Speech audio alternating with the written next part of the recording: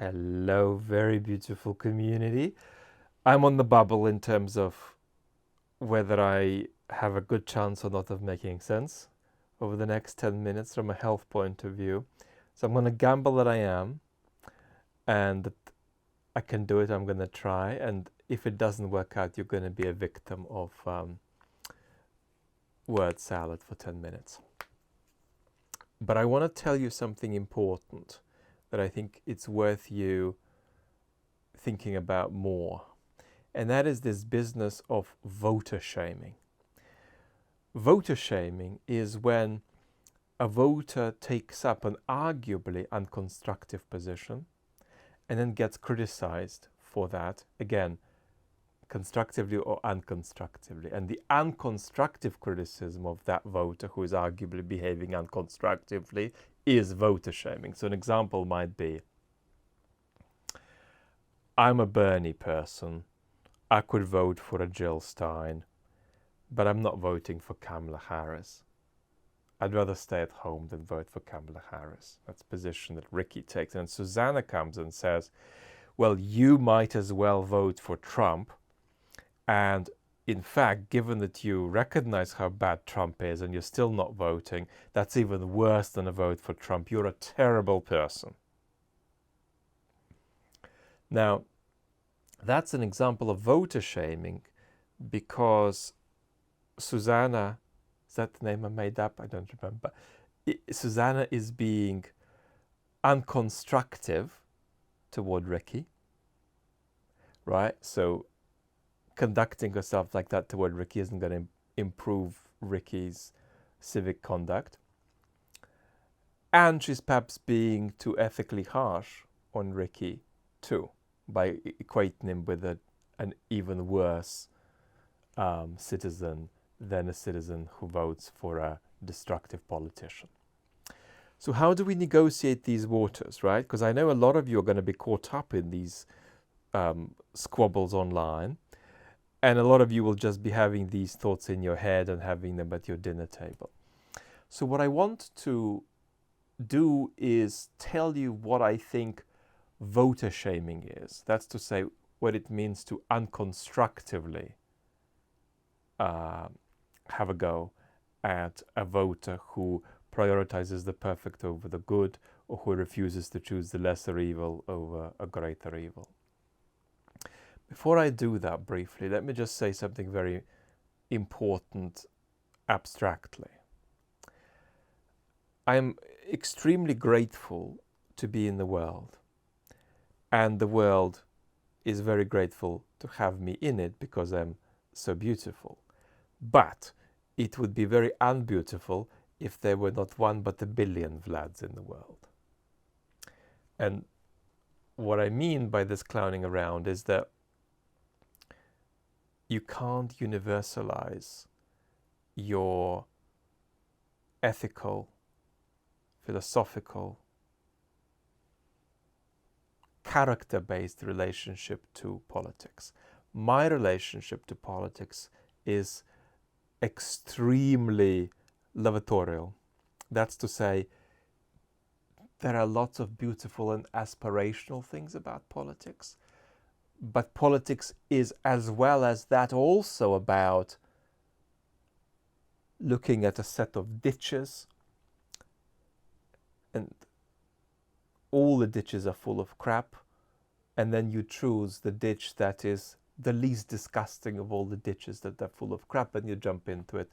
And if it's less disgusting by a big gap, I'm going to jump into it with the greatest delight, because I will know with confidence that it's the least disgusting of the ditches.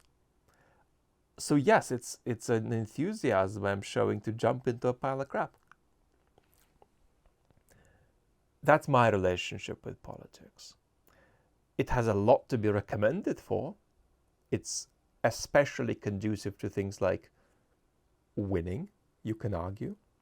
But a different relationship to politics is normatively impeccable too. Let me sketch it abstractly. No major political party in the modern world is remotely capable, even in principle, of addressing the core concerns human societies face. And therefore, there's a kind of a cruel ludicrousness about politics. It is constitutively incapable, in anything like the form that it currently has, of addressing as opposed to perpetuating the problems that we face. That's why it's immoral to vote Republican or Democrat ever, even if you have a post-truth authoritarian populist running. That position is very different to my position. It's extremely alien to me emotionally, but it's normatively impeccable. So we don't want to start the conversation with the idea that the position I've just sketched needs to be thrown out of the window. It can't be. It shouldn't be. As it happens, it's actually the position of one of the two greatest living philosophers, Alistair McIntyre. He'd probably say that even with Trump running, I think. Maybe he wouldn't, but it'd be close. I think he might well say the same, even if Trump is running, actually. So, having put this on the table, let's now get into how we figure out when we're being constructive or unconstructive when we're criticizing a hypothetical Jill Stein voter. And the balance is, how do we know that we're not doing vote shaming? And I think vote shaming has to have three elements. The first element is that you've got to be intending to make change in the world with your comment. If you're not interested in changing anybody's behavior, then you're not going to be engaged in vote shaming. So if you're doing a lecture and in your lecture you point out how spectacular and constructive it is to be Jill Stein or bust, then that's not going to be a case of voter shaming, because that's not an unconstructive attempt to change anybody's behavior, because it's just not an attempt to change anybody's behavior. So one element's got to be that you've got to be trying to change things up in the way your fellow voters act. The second element is that you've got to be saying that your fellow voter is either doing something morally beyond the pale, not just something morally questionable, but morally beyond the pale. So how dare you effectively give a vote to Trump when you know better, right?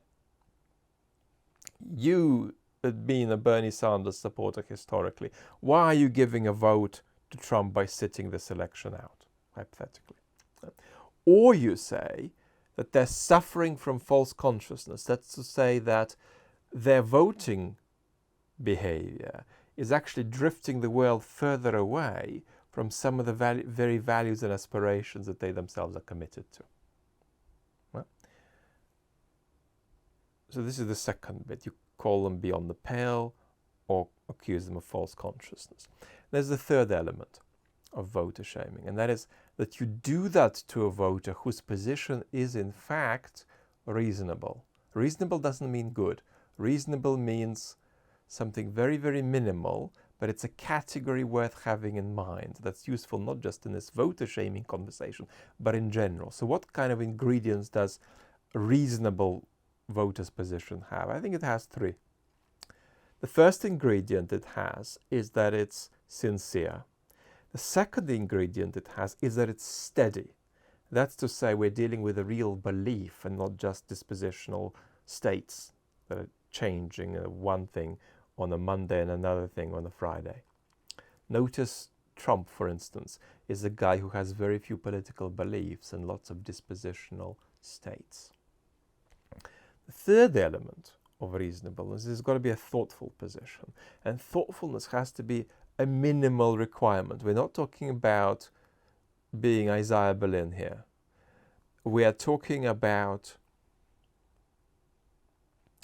somebody who is able to cross a very low reflective bar. So let's take a couple of examples. Let's imagine a voter says, I want all support to Ukraine to wind down as soon as possible. And you say, well, why? And they say, risk of nuclear war. Putin has so many nuclear weapons, we don't know what he's going to do with them. And you say, okay, but don't you think that there is also a risk of nuclear war if we appease Putin? And they'll say, well, maybe, but I think pushing Putin into a corner is much more risky. That's what we're doing, and I think we should stop. And there's plenty of questions to ask about that. That's an opposite position to the position I recommend, as you know. But I think that that person has already said enough for me to say that that position is thoughtful. It may not be full of very impressive thoughts. It may not be right, but it's thoughtful.